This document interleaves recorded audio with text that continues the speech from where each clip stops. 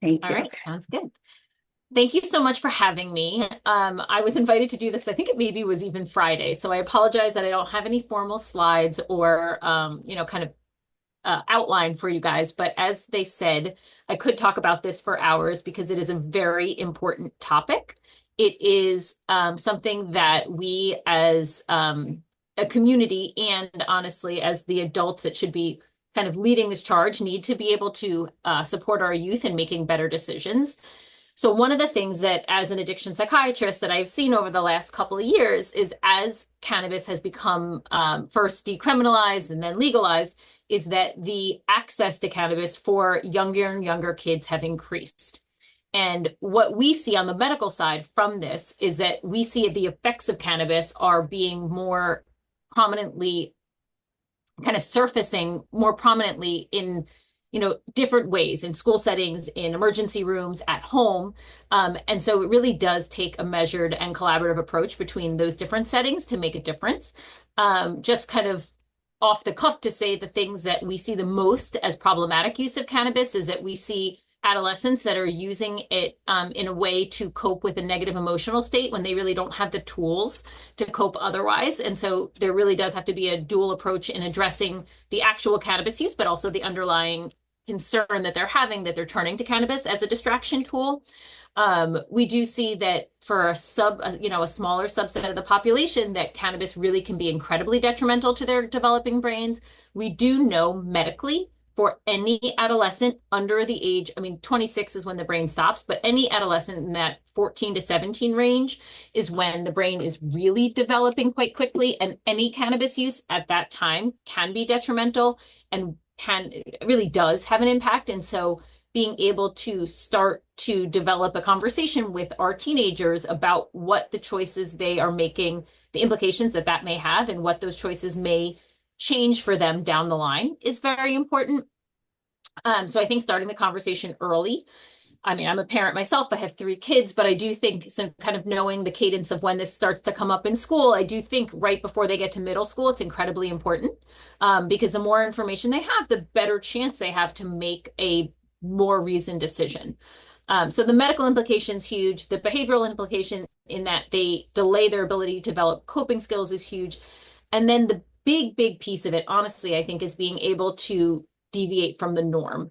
And I mean that in that for us as a society, we are increasing towards accepting it more.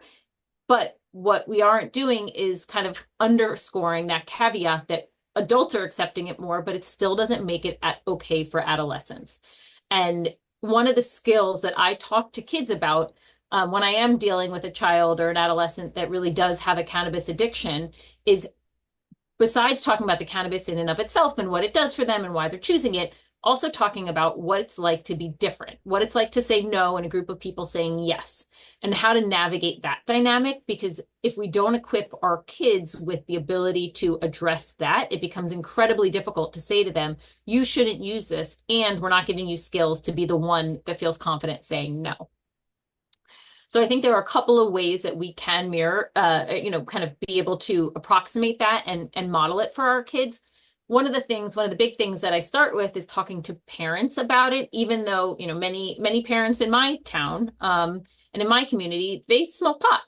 But being able to, for the kid, if a kid sees a parent smoking pot, of course they're going to think it's okay for them. How can they see that it's any different? So while I'm not trying to govern what parents do, I do think that we have to be mindful in supporting them that anything they do in front of their kids sends a message that maybe this might be okay for the child too. And so even if explicitly you're saying to them, this could be harmful to you, implicitly you're showing them that, it's okay for mom and dad. So why wouldn't they think that it would be okay for them? I also, I was looking at some of the data from our ER visits from, I guess, over the last couple of years. And although it looks in the epidemiological data as though we're doing better with ER visits, I actually worry that this plays into a little bit more what I was just speaking about is that parents are more permissive of it.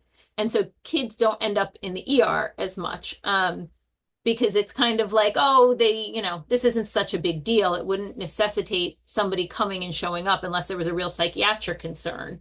unless the kid got acutely psychotic or was, just really paranoid and acting very different. So although the ED visits look like we might be doing better, I don't know if that should be the inference we make from it.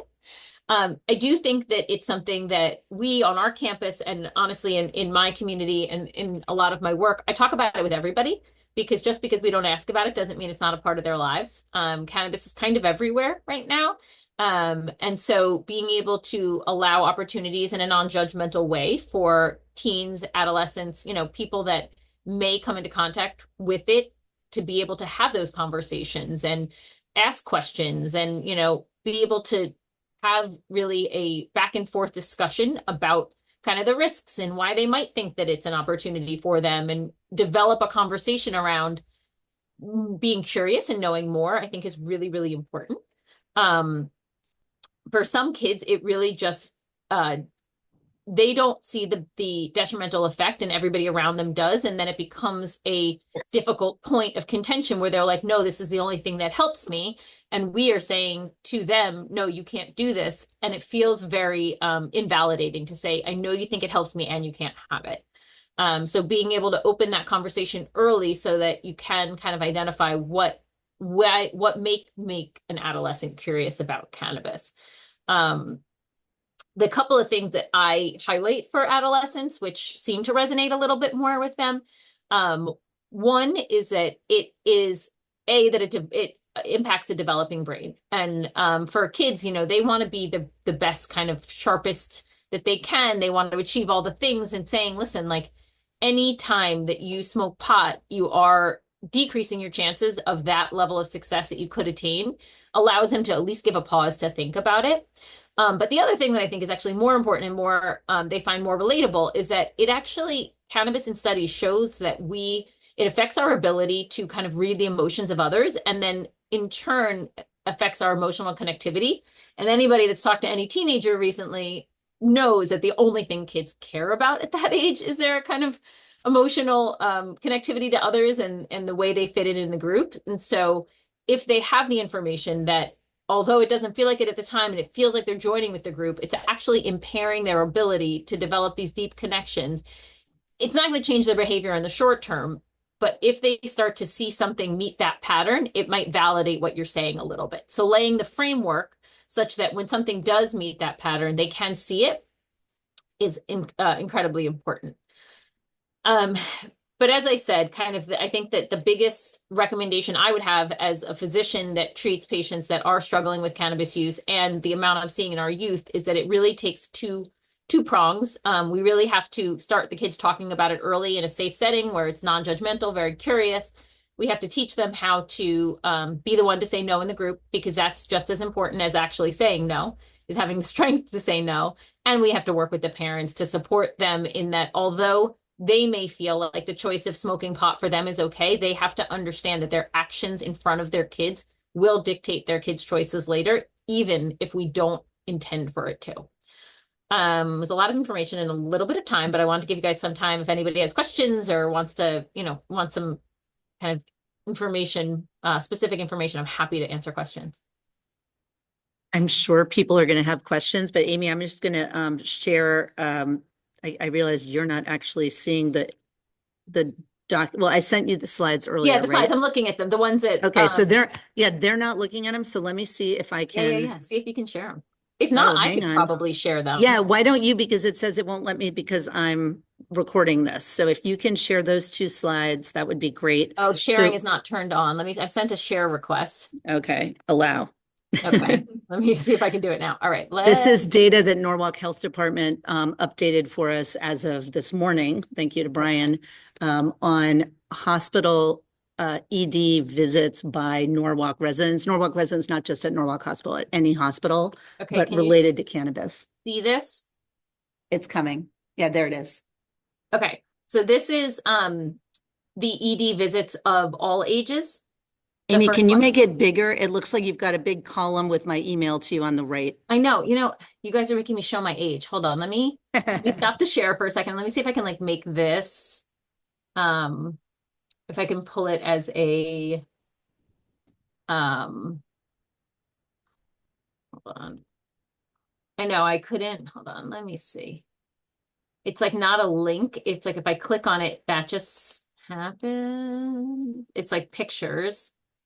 Uh, Well, then maybe even though okay, I can show it on my screen here and I don't know what it's doing to the recording, but okay. I can, right now they're not seeing you, but I'm sharing the It's screen okay. We here. don't need to see me. It's my content. Okay, so it's the first screen, the all ages, if you want to Okay. talk about that or let folks ask questions. Okay. So yeah, so this is the all ages one, and it does look like we had this huge rise in 2022, 2023 started to come down a little bit. And that it's doing a bit better this year, although if you're looking, it's the first quarter. So if you multiply it by four, it does kind of approximate that it would be steady.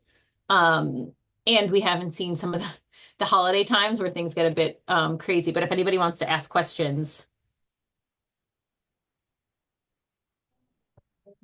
Um, I, when I'm like in the community, I get a lot of parents that like compare cannabis use to alcohol use. They feel like it's a better option. They prefer if their child use marijuana versus alcohol. Do you have data on like because my thing is just like if So yeah, sorry. I think you're asking about equating cannabis use to alcohol use, right? Yeah. Okay, so two things about that. One, cannabis is a psychoactive drug. Cannabis could make anybody psychotic, and the small subset of a population that is predisposed to it, it can actually change their trajectory of their mental health for good. Meaning, it could unlock a psychotic illness that lived somewhere in their brain, and it could change the way that their reality is for the rest of their life. Alcohol doesn't do that. So for just by and large, by those two differences, cannabis is actually more dangerous for the brain and for those that are genetically predisposed to having psychotic or bipolar illness. So that's one way that I really differentiate them. Alcohol, by and large, has much more mortality and morbidity associated with it, but it's also been in our community legalized for much longer. And its effects are more dramatic with like a dose dependent relationship, meaning that if you have, 2 beers, fine, maybe, but if you have 20 beers, definitely the chances of an adverse event increase. With cannabis, it's not quite like that. So that's why I think people think that it's safer, but the effects of cannabis can change the chemistry of your brain forever, whereas the effects of alcohol, unless you are a heavy drinker, don't. So cannabis is actually riskier. Just the way that we publicize and know about the risks is in the norm, kind of non-medical field, it is not, we're just not as literate in those risks.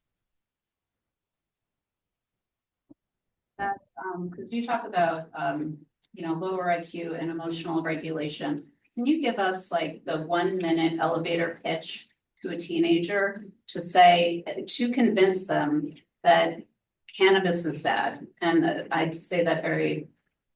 So I just had this conversation. I just had this conversation with a 14-year-old kid on our inpatient unit, because he's like, it's incredible, doc. Like, I'm not leaving it behind.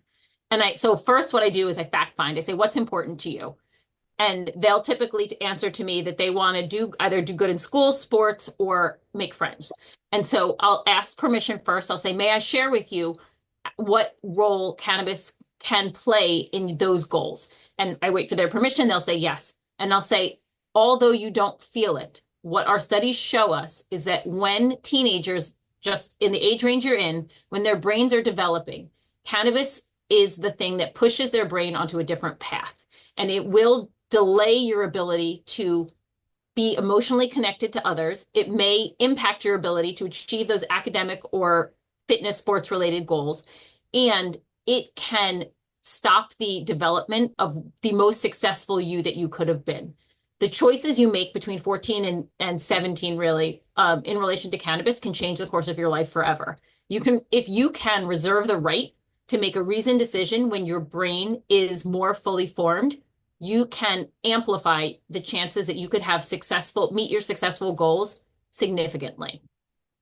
It's really for them, I think, about finding the importance of it in why they're even kind of open to the conversation. But scare tactics, the dare kind of philosophy that we all grew up with doesn't necessarily work so well. So I think that a lot of what it is just trying to get them to limit use, and to have them understand if they are choosing to use, what those choices could do. Because if you do see a result from use, you can then tie it back together if you've already planted that seed.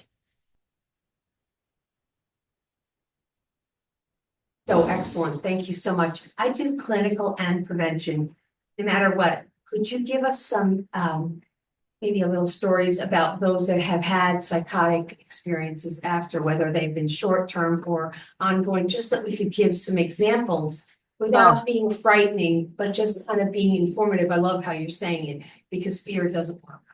Yeah, it's so hard. I've seen kids that, although they have family trees that probably they may have gone on to having a bipolar disorder or a schizophrenia, they densely use cannabis in those periods where they start to get a little bit psychotic, because they can't really deal with what's going on in their mind. And they try and use it, and they try and quiet, and they try and distract. And all it does is amplify it because it's psychoactive. And then they end up kind of pulled out of society in a way that they didn't intend. They end up with us on an inpatient unit, either adolescent or right at 18. And then the choices aren't theirs anymore. And so one of the things that I work with teenagers whenever I talk with them about addiction is the more that they choose substances, the less choices that they have available for them to make in other realms. And so if they want all the opportunities for choices, they have to consider what will set them up for that. But there are people that I have seen that they have what's called, they'll go to I actually had this 18-year-old girl. She was so lovely. She was smoking a ton of pot. She went to one ER, had a completely psychotic, but stable. They gave her like a little bit of meds. She stabilized overnight. She looked okay. Parents took her home. Same thing happened 2 days later. She smoked pot again, ER again. The next time, a week later, she smoked pot again. She went to an ER in New York and was held for a couple of days. They put her on the psych unit, but she reconstituted quick because she's a smart girl. She had a great, brain. She came out, she smoked again. She spent a week with us on inpatient. She was completely psychotic. She ended up going to one of our residential programs for substances because I literally said to her, I said, the only thing I can do to protect your mental health is to have you understand that cannabis can't be a part of your life anymore. And I often liken it. This is like, I've done this for, I've been an addiction psychiatrist for a decade, and I've done this with different age groups, but I tell them it's like lactose, right? Like we all know somebody that's lactose intolerant. Lactose by and large, I'm not going to comment on whether or not it's good or bad, but I know for some people, they can't tolerate it and they can't use it. And it wreaks havoc on their GI tract. And, the person that's lactose intolerant, they'll have that bowl of ice cream, they're running to the bathroom. It's the same way with cannabis and people that have negative experiences with it. Once you've had one negative experience, you have to pay attention. It means something lives in your brain. And the more times you do it, the more destruction you're causing. And so it's not something to villainize the person that has that reaction. It's just people are unique. And some people can take lactose, some people can smoke pot and be fine. But if you're one of those people that can't, you have to pay attention to it.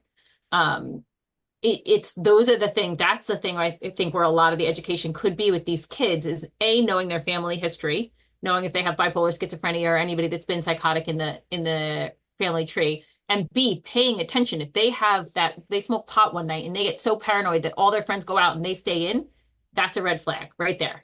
That's somebody that you have to pay attention to because they really, really shouldn't use again. Very helpful. Thank you. I never thought of the family history piece. I'm always saying it about alcohol, but I never say it about mental health pieces. I mean, there are two things for the family history. There's a family history of psychosis or bipolar means that they really shouldn't smoke pot, but then a family history of addiction, if they have alcohol, if they have anything else, means that they may have an unhealthy relationship with pot, which even if they don't have a positive family history for the psychosis, if you smoke it enough, it's psychoactive. It still could lead to something that didn't live there. So both of them would be relevant questions. Any other questions for Amy from anyone? Amy, I did want to just ask one thing. I know I've talked to parents who hear about cannabis hyperemesis syndrome. That's the one where people just can't stop vomiting, right? And they can end up with like basically an eating disorder equivalent. I've heard parents go, why isn't everyone talking about this? Like that seems to make an impact on them. Is that something that you found that teens respond to in any way? hearing No, about they that? really don't, they don't even notice it, honestly. Like they don't connect the dots. We do. They'll be like, oh, like I stopped smoking and I'm puking a lot. And it's like, well, that's because your body went into this response where if you didn't have it, it's like a withdrawal. We also don't talk about when people go into cannabis withdrawal, they get really irritable. They have these vivid dreams. There's a ton of things that happen that identifies for us that the body was actually physiologically dependent on it, but the teens don't make that connection. And so I think that one of the things, honestly, for me, for teens, they don't realize how good they have it or how easily they sleep often. And having them understand that when they are smoking cannabis, I think that they're actually disrupting their ability to sleep later in life. But I think that that's actually probably more relevant. The cannabis hyperemesis syndrome really doesn't have, I've seen maybe under 10 patients in over a decade with it. It's more likely that a teenager has a comorbid eating disorder, and typically cannabis quiets their distress around their relationship with food. And so they don't see it as much and it isn't as relevant. And then when they're sober, the relationship with food becomes more prominent and salient. Thank you for that. I didn't realize that the hyperemesis syndrome was actually related to withdrawal specifically. I thought it was just something you could have as you were using. No, so we see it we're all when people learning get stuff here. hospitalized for other things. All of a sudden they start vomiting a lot. And then they have to take a shower and the shower quiets it. And it's like, oh, that's what it is. Wow. Yeah. Okay. I think just a final kind of closing question, because we really, really appreciate your time, and thank you to Silver Hill for providing you. But I'm thinking for those of us who are related to any kind of clinical work, when we encounter youth or families who have youth that have, an addiction to cannabis, is there any specific treatment recommendation you have? Any cannabis support or withdrawal groups that you know for teens? Or is it just kind of go to counseling like for any other disorder? I think right now I don't actually know of any support groups, but it is something we're in talks with at our campus about how to support it, because it is something that is so important to get back to the communities, having them a place to talk about it. Honestly, for clinical practice, your biggest problem is going to be the parents. These kids aren't doing it with parents that are against it. Typically, they're doing it and they're saying, why are you telling me to stop? Dad smokes, mom smokes. Which is honestly the scenario I had with this kid, this 14-year-old kid. He finally said to me, he's like, but dad smokes all the time. And so I had to kind of educate the parents that if we, the parents and us, are taking a hard line saying cannabis isn't good for you, then I'm not governing this parent. He can do whatever he wants not in front of his kid, but the kid can't see it anymore, because it's very, very hard for him to see that and think, why can you do that and I can't? So I think working with the parents in how to build a structure at home that's conducive to a change is probably your biggest bang for your buck. Thank you. Any final comments or questions for Amy? Oh, one more. Hear about that a lot either with cannabis, and you had a little part there about the number of overdoses. I just wondered if Amy, you could talk a little bit more about that and what you see. And this is Amy right now. I'm showing, I don't know if you heard the question about I couldn't hear the ODs, question. and it's the second slide I'm showing. So just for everyone to make sure you saw, the first slide was all ages, and the second one is 10 to 19-year-olds. And at the bottom, it's suspected overdose from cannabis. Yeah, so I actually wondered, when we're saying suspected overdose, what are we saying? They're so high that they're paranoid, they're so high that they're sedated. I actually was kind of thinking in my head, like, what would bring someone to an ED and then saying that it's an overdose? Because cannabis doesn't typically, when not laced with something, doesn't typically produce a sedation that would necessitate medical care. So it makes me worried that cannabis could have been laced with a fentanyl, which we do see. And I saw it I used to work in New York for, over a decade before this. So that's actually made me more concerned that somewhere in the supply in the 2023 year, something was not good in this area. Because I wouldn't expect cannabis overdose to be a discharge diagnosis. So these aren't necessarily discharge diagnoses, because epicenter it's like syndromic surveillance. So it's delving into people's notes and everything else and looking at all the possibilities. But I would say, I don't know, we don't have a lot of folks here from the schools, but I know like in Norwalk Public Schools, I mean, if kids green out, which is what they call it, which they don't think is serious. But like you'll have a kid basically passing out in school sometimes, and then the schools will call it an overdose and they'll send 911. I don't know if any of the officers want to speak to that, but I know that's kind of the schools are looking at that as kind of an overdose, like the kid passed out and was transported. Yeah. And to your point, also Norwalk found fentanyl in a lot of marijuana products at a vape shop this summer. So Yeah, I mean, it's awful. And that's another thing that kids don't realize. They think they're like, you know, they'll tell me, oh, when I do cocaine, I test it for fentanyl. I said, what about your pot?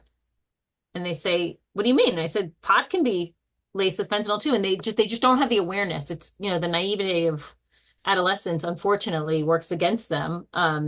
But I do think that there has to, you know, when you see trends kind of like this, it does look like 2023 was an interesting year for cannabis in the area.